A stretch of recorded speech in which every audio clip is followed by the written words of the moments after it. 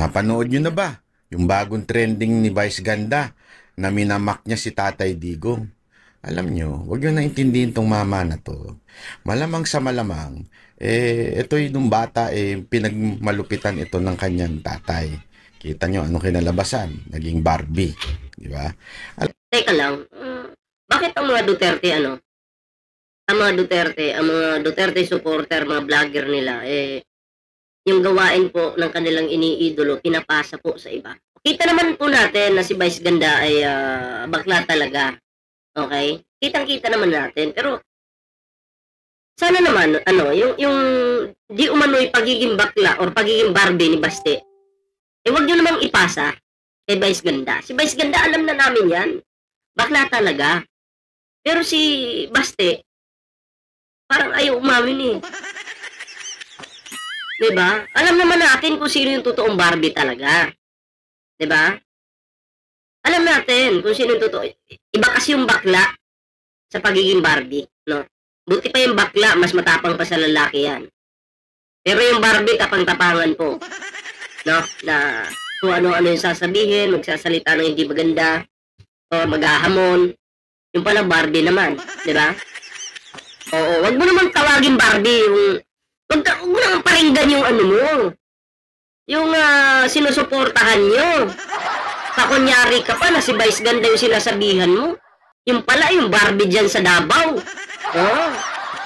Barbie ng Davao City na si Baste. Diba? Kaya syempre, yun din naman yung tawag sa kanya ng mga kapwa niya DDS na Barbie talaga ito si Baste. Kasi siya yung naghamon-hamon kahit nga si Libayan nabubuisit na dyan kay Baste. Dahil siya yung naghamon, nung pinalagan, gustong upakan yung unggoy. Baliktad po talaga mag-isip, At pansin nyo ba, basta mga Duterte po talaga, kung gawain po ng amo nila, pagiging Barbie ng amo nila, ipapasa po sa iba. Ganyan po sila katanga. At bakit ba kasi napipikon kayo? Hindi naman ang bastos si Vice Ganda. Nagpatawa lang naman. Ang totoong bastos, si Digong. Ha? Ang gagaling yun ng bastos pag kayo yung nasagasaan feeling victim kayo. Alam nyo, yung mga ganyang tao, feeling ko, walang matinong father figure, kaya may pagkabastos ang bunganga. Wag nyo na lang. Sinasabihan mo si Digong at Basti, Sara. Huwag mo naman banatan yung amo mo, baka hindi ka pasahuran yan. Nako. Huwag naman ganun. Ha? Huwag ka magparinig sa amo mo, Sus Mariusip naman. Pong isipin, at saka, kita mo naman, kahit anong yaman, kahit anong pagbibili, pagpa-fashion, pagpapakulay ng buhok, syempre, frustrated dyan. Mantakin mo kahit anong gawin niya, kahit anong yaman niya, hindi siya magkakamatres. Intindihin nyo na lang. Hindi. Ang tanong dito mga pre, si Vice Ganda ba personal? Hindi. Yung joke ni Vice Ganda, galing din kay Digong yun. Sinabi naman niya yun. Lumabas na sa media yun, mainstream media, di ba? Pero bakit ito si Bayad Bay, personal?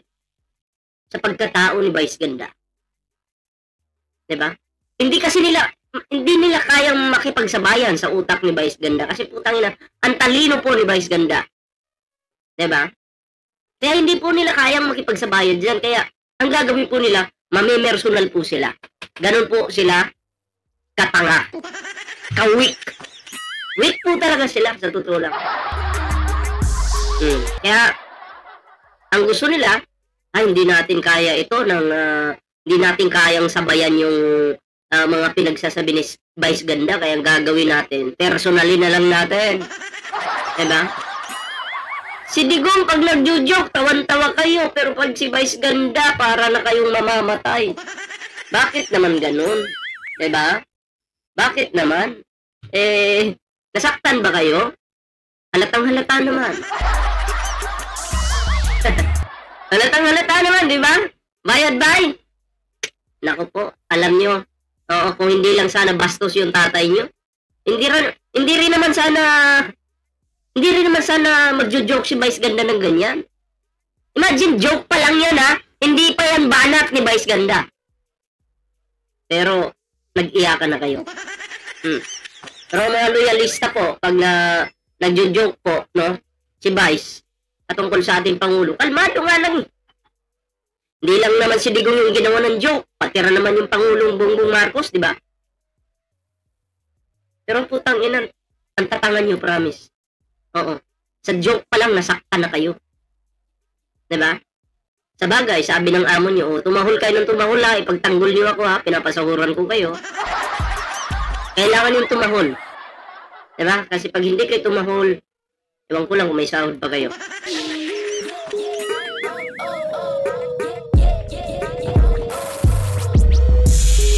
Ngayon mga pre, bigyan po natin ito ng reaksyon, yung patungkol naman po dito kay Cheese Escudero mga pre, no? 30 million donation, biglang 5 billion in projects. Okay? Ito po, no, bigyan po natin ng reaksyon. Itong video po ni Kristan. Ayan, so, panoorin po natin. Grabe talaga yung pagbabaha ng korupsyon sa ating bansa. At ngayon, pagkatapos ng SONA na ginawa ni BBM, mukhang seryoso siya sa pag-expose sa mga korupsyon na nangyayari dito sa mga flood control projects na to. At dahil po yan sa mga pagbabaha na nangyari recently sa ating bansa at na-frustrate na yung mga tao dahil nakikita natin na bakit pa ba tayo nagkakaroon ng ang dami-daming baha? Kung ang dami-dami tayong ginagastos na pera, bilyon-bilyon na, halos 1 Siyempre, trillion na yung ang ginastos. nasisisi po dito, si PBBM. Kasi alam naman ni PBBM, sakto naman yung budget, nandyan na. Pero bakit may baha pa rin? So may problema dito sa mga nakapaligid po kay Pangulong Bongbong Marcos. Especially po, Cheese Escudero. Diba? Na natin na pera. So kailangan lang yung imbestigahan nito kung sino yung mga magnanakaw, sino yung mga nagpapayaman lang. Diba? Palaki ng palaki yung baha. Tapos yung mga tao na mga magnanakaw, yung mayaman ang yumayaman. Habang yumayaman sila, palaki ng palaki yung baha. Palala ng palala, di ba? So seryoso po talaga ating Pangulo dyan. Kaya, ang kulang kung saan pupulutin to si Cheese, no? Para sa flood control. Tapos, yun na nga yung problema eh. Bumabaha. Ha? Bumabaha po sa ating bansa. Every time na may bagyo, may baha po talaga. Tapos yung mga bulsa ng mga magnanakaw, binabaha din ng pera. Imbes yung pera na yon para talaga sa flood control, ay hindi. Di umano po pinagbubulsa nila at nagpapayaman lang. hindi naman naititigil itong mga baha na to.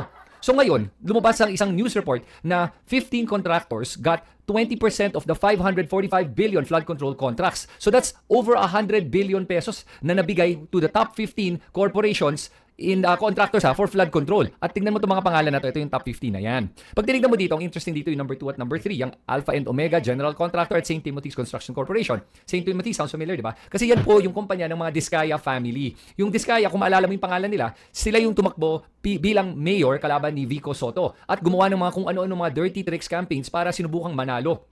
As a manager, the further you get from hands-on work, the harder it is to stay in control. Monday.com just completely solves that. Pero para lang manalo, gagawa ng mga panluloko. Mahirap yun. Diba?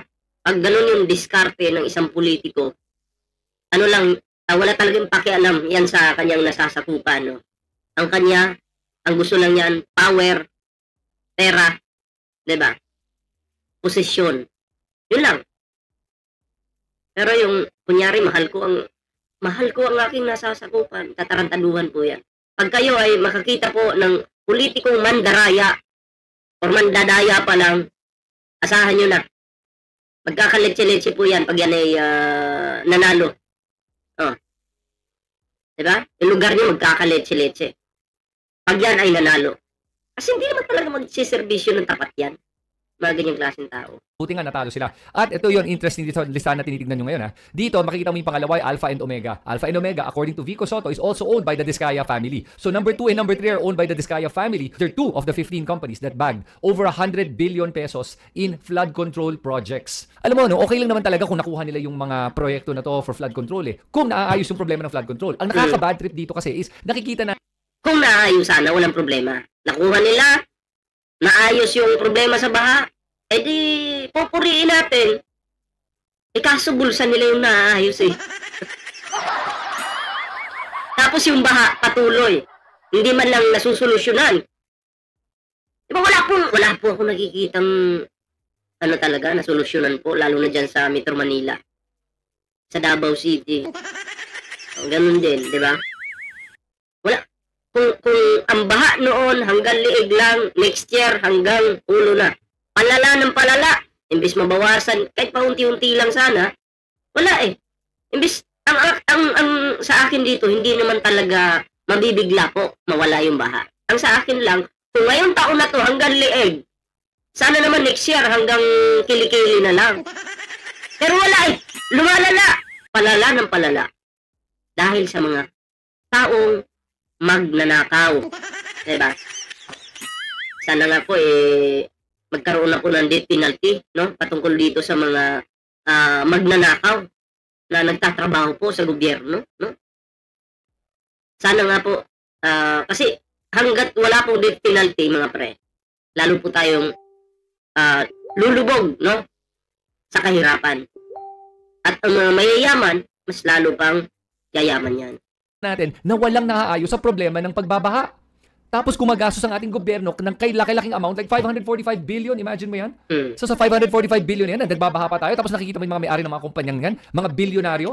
Kaya nakaka-frustrate, di ba? Kaya siguro ngayon, buti nga lumalabas na to. Natutuwa din nga ako na, at least ngayon, dahil naiipit na yung mga politiko natin, na kailangan na talagang magpakita ngayon ng mga pangalan kung may mga nangyayaring korupsyon kasi naiinis na yung taong bayan. At yan ang maganda sa pagkakaroon ng oposisyon o ng kalaban kasi kailangan talaga checks and balance. At ito na yung checks and balance na nakikita natin dito. Ngayon, ang interesting dito din sa listahan na pinapakita ko sa inyo is number 7, itong Centerways Construction and Development Inc. Bakit? Dahil po, si Cheese Escudero ay nagkaroon ng issue dahil itong Centerways Construction and Development Corp ay yung top campaign donor niya. Cheese Escudero's top campaign donor bags 5.16 billion in flood control projects. At si Cheese naman ay nagagalit ngayon at sinasabi niya, pamumulitika lang daw to. Alam po niyo, no? Ito yung problema. Ganun po yun. Ganun po yun pag mabubuking ka, no?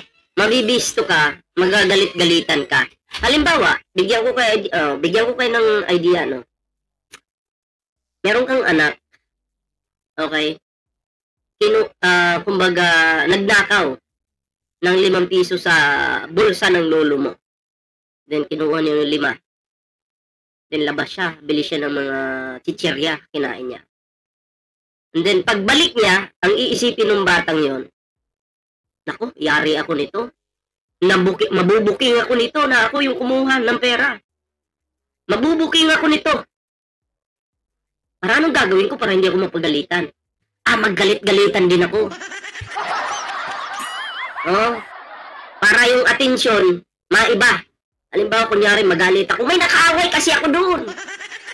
Lolo, ano ba yan? Galit na galit ako ngayon, lolo. Kasi, yung ano doon, nakipag-away sa akin, nakipagsagutan pa. Hindi ko gusto yung pinagsasabi niya sa akin. And yung lolo naman ngayon, sabi na, ay, ganun ba? Parang yung atensyon, imbis na mapupunta doon sa kanyang pagkupit, wala na. Parang gusto kang dalhin doon sa kanyang kaaway ko, no? Na eto, inaway siya, ganyan. Yan po yung ginagawa ngayon ni Cheese Escudero. Naggagalit-galitan. Diba? Huwag kami, Cheese. Bistado ka na. Sa paggagamit ng depensa ng pamumulitika. Pamumulitika yan kung walang basihan yan. Tapos, pinapersecute ka dahil lang may kaaway ka politically. Pero kung meron namang katotohanan kaya, hindi po pamumulitika yan. Yes, may katotohanan naman. Di umano, may katotohanan naman. Paano magiging pamumulitika? Sinisilip ka lang, Cheese. Di umano, totoo ang lahat, no? Patungkol sa'yo. Tapos sasabihin mo, depensa mo, pamumulitika. Idol mo talaga si Sara Duterte, ano? Yan ba yung mga galawan ng mga DDS? Pamumulitika. Pamumulitika. Palaging yan yung depensa. Keso! Yun yung ginagamit ng rason sa impeachment ni Sara Duterte na pamumulitika lang daw yun dahil ayaw daw ng mga iba dyan, galit lang daw kay Duterte at ayaw daw na manalo siya ng presidency sa 2028. Galit! Totoo! Galit ang taong bayan kay Digong dahil sa pagpatay niya di umano dito sa mga 30,000 plus na mga Pilipino Ano pa? Yung pagiging protector niya di umano ng mga pulburonic na to. Pulburonic, anong klaseng pulburon yan? Iba't ibang klaseng pulburon. No? Di umano, siya yung protector. Ha? At mayabang pa, nagmumura sa Diyos. Papayag ka ba na yung anak niya maging presidente ng Pilipinas sa 2028? Napakabobo. Hindi. Hindi talaga. Kahit ako, hindi ko. Kahit dulo ng ballpen ko, hindi ko talaga ibubuto yan. Hindi ko talaga gagawin yan. Na iboto yung isang di umano'y manlulustay. Ay, sus Mariusep. Tanga-tanga na lang po yung bubuto dyan. Hindi po ito yung 2020 na pinag-uusapan natin. Na pinag-uusapan natin na yung issue ng korupsyon at yung issue ng betrayal of public trust at marami pang iba. Kaya itong si Cheese, hindi ko talaga alam kung ano ba yung pinagsasabi niya na pamumulitika. Dahil ngayon, siya yung lumalabas ngayon na may issue tungkol dito sa flood control projects. So, at tingnan nga natin itong issue na to at ano ba yung problema dito. According to this article, lumalabas dito na itong si Lawrence Lubiano, the president of Centerways Construction and Development Corp, was Escudero's top donor in the 2022 elections, giving 30 million pesos into the senator's campaign funds. Now, alalahanin niyo, based on the statement of contributions and expenditures, that's 20% of the total 146 million pesos na nakuha ni Escudero. At eto na, sabi ni Escudero na ano ngayon kung binigyan siya ng 30 million para sa kanyang kampanya, hindi naman daw niya tinulungan itong Centerways para makakuha ng mga proyekto. At yung mga sinasabing nakuha ng Centerways na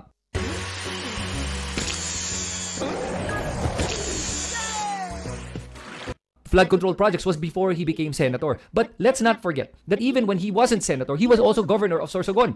And itong Centerways ay nakakakuha ng mga proyekto sa Sorsogon prior to Senator Cheese Escudero running in 2022. From 2021 to 2024, the company reeled in 5.16 billion worth of flood control projects. The Sorsogon-based construction firm only had 5 flood control projects in 2021. Ayan. Pero in 2022, nakasecure yan ng 44 contracts from 5 to 44 right after Cheese Escudero won as senator in the elections. Hindi ko sinasabing may kalokohan nangyayari dito o kaya tinulungan ba ito ni Cheese, nakinabang ba siya dito, hindi natin alam. Pero for Cheese Escudero to... Kayo, kung kayong tatanungin, nakinabang ba o hindi? Paki-comment nyo nga mga pre para malay mo. Gusto, parang interesting tong topic na to eh. Gusto kong gawa ng part 2. Dudurugin talaga kita, Cheese! Sa mga issue mo. Oh, nakakagigil ka, sa totoo lang. Wala kang kwenta talaga. Diba? Yan. Kung hindi mo sana pinabagal yung impeachment noon laban dito kay Lusta, hindi ka mabubuking. Uy, ang dami mo palang baho, Cheese. To say na hindi niya tinulungan itong kumpanyang to para makakuha ng mga proyekto, I don't know about that. Why? Kasi nga pag tinignan natin yung numbers, nakakaduda eh. Why would somebody give 30 million pesos contribution to somebody running for Senate? Bakit kaya?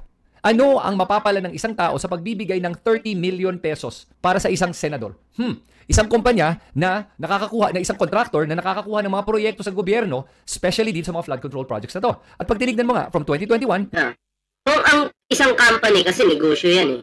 Ang isang company, kung wala namang mapapala dito sa senador na to, diba? Bakit ka bibigyan ganung klaseng halagang pera? Yun ang tanong. Kung walang napapala yung mga company niya, bakit ka bibigyan ng ganung klaseng pera? 30 million. Oh, ano yan? Wala lang. Ganun-ganun lang. Sinong niluluko nyo? Oh. 5 lang. Ayan, nakikita natin dito sa chart na to. And then in 2022, nakakuha ng 43 na flood control projects. And then by 2023, nakakuha ng another 32 flood control projects. And in 2024, nakakuha ulit ng 5. Wow! And ito pa, majority of the work is in the Bicol region. 3 others are in the Visayas. 96% of Centerways projects are in the Bicol region. And in particular, 54 of the projects are in Sorsogon. 36 are in the 1st District, Escudero's longtime political turf. At since 1987, it's been ruled by the Escuderos. So can you imagine, 54 of the flood control projects were in Sorsogon from 2021 to 2024. Ngayon, according nga sa mga sinasabi ng karamihan, marami daw kickback yan, mga SOPs, at saka mga iba't ibang paraan kung paano nakokorrupt yung mga pera na nakukuha na itong mga contractor na to. Again, hindi ko sinasabi na corrupt si Cheese Escudero. Let the courts decide that. At magkaalaman na tayo kung kailangan magkaalaman. Pero Siyempre, no? Sabi niya ni Kristan, hindi naman niya sinasabi na corrupt si Cheese Escudero, 'di ba? Pero kung kayo po na mga viewers yung tatanungin, comment niyo na naman po. Kurakot po ba si Cheese o hindi? Sa nakikita natin mga ebidensya ngayon. Si Cheese po ba ay mukhang pera? Kurakot po ba? Kurakot mo ba? O hindi? Sige po. Comment po natin, babasahin po natin yan. Diba? Nakakapala na po ako sa pagmumukha ni Cheese. Patawa-tawa lang dyan sa Senado. Kala mo naman. Kala mo talaga.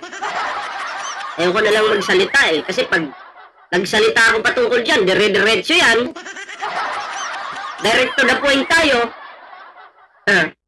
Sa bagay, pag sinabi kong magna, posible yun.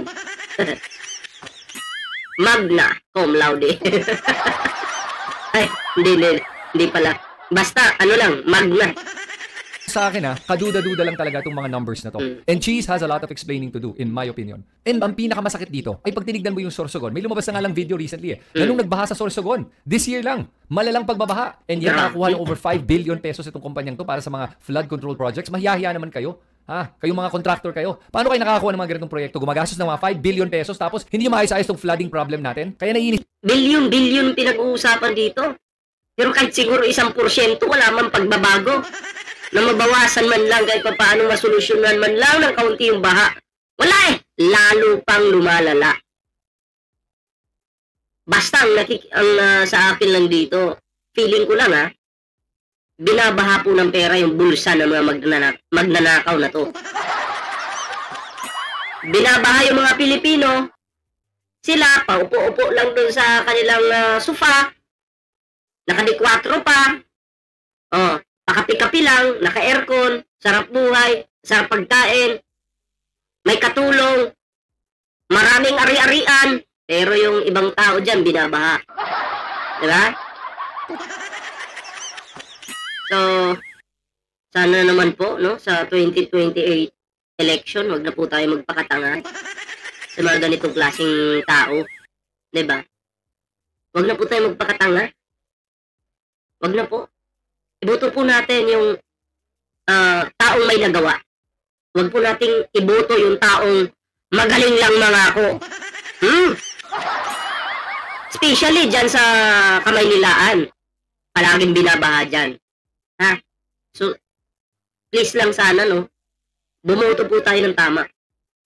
Kami, nandito kami sa probinsya, pero pag nakikita namin na may baha dyan sa Kamaynilaan, parang napapaano ako napasimangot ako Parang ako na rin yung nasasaktan sa pagbaha dyan. Kasi ini-imagine ko, paano kaya kung doon ako nakatira? Tapos may experience namin yung ganung baha. May mga bata pa, kawawa naman po yung mga bata. May mga nag-aaral, may mga pumapasok sa trabaho. Kaya bumuto po tayo ng tama. Huwag po yung may mga tama. Isang taong bayan, kaya people are wanting accountability. People want to know the truth. Pagod na ang ating taong bayan sa ganitong panloloko. Kaya Cheese, okay, umayos-ayos ka please. Ngayon ganito lang kasimple sa akin I don't know kung meron bang kinalalaman si Cheese Escudero dito, pero it does beg the question. Bakit nagbigay ng 30 million pesos ang isang kumpanya para sa isang magiging senador? Tapos, right? Bakit? Yan yung question Ano yan? Wala lang. Magbibigay lang. Wala lang. Gusto ko lang magbigay. Hindi po magbibigay ang isang company kung wala po silang mapapala. Nagigits niyo po yun? Bigyan ko yung example. Bigyan ko yung example. Ikaw amo ka. Hindi mo kukunin itong trabahador na to kung wala siya magiging ambag diyan sa trabaho na gagawin nyo. Halimbawa, taga-repair ng aircon. Kukunin mo ba kung ang kaya niyang gawin ay magtanim? Hindi. Pero dahil marunong siyang mag-repair ng aircon, kukunin mo. Kasi may mapapala ka. Ganun din po kay Cheese. Binibigyan siya ng 30 million kasi itong company na to may mapapala. Diba? After nanalo, nakakuha ng ganito karaming proyekto. Yun lang ang nakapagtataka. At para sa akin lang, mabuti na lumalabas itong lahat ngayon at dapat talaga lumabas na lahat ng mga pangalan. At makita natin ngayon kung talagang saan nagpupunta yung pera na galing sa kaban ng bayan. Dapat talaga walang sinasanto dito. Lahat ng korap, lahat ng kalokohan, dapat malabas na at makita na natin. Kayo, ano sige nyo? Pamumuliti ka lang ba to? O kaya meron talagang kinalalaman si Cheese Escudero?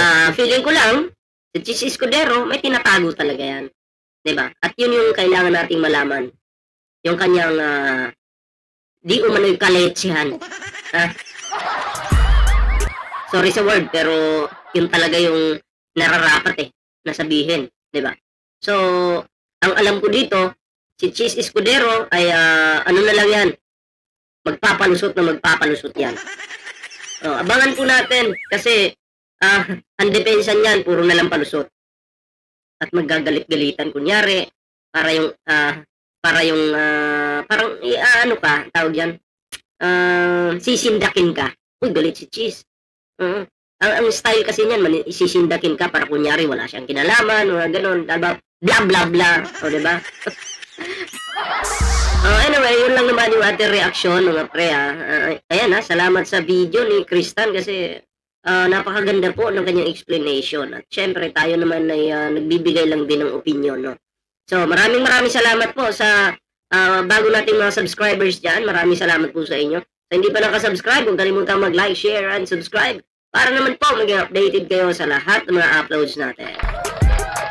Siyempre, may Facebook tayo, may TikTok po tayo. Sana po inyong suportahan. So, paalam po muna pansamantala, mga pre.